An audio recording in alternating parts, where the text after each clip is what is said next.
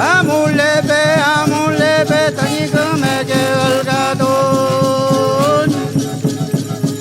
Welu ke algadon mautoy. Kumeke ngade algadon, kumeke ngade algadon.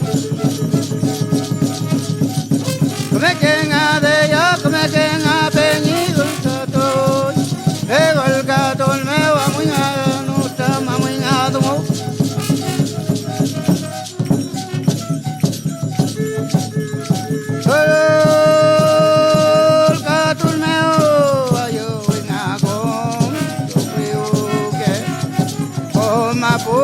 Mapo, lel ben al que doy mau. Come que nga no tama, come que nga no tama, ye me vinge, ye me vinge. Come que nga way la do na inga, come que nga no tama. Ento ne nga goma ye ka. Tipalepe kom ayetan kom nyuagan ngai kutung epekai nga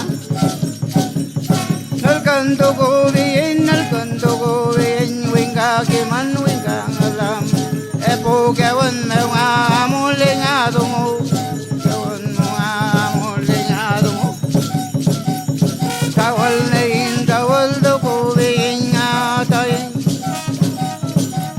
Vei meu mai, epo que meu amulingano, epo que meu amuling alam gay. Rangi winga male baloi, tumai upenyi kapudaya, pongkain titi keke tuwa kinga gara mua, tempalunga.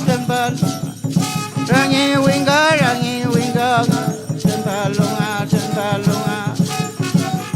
rewinga keungai, rewinga kimangai, rewinga alkatungai kima, ayo tuwingan.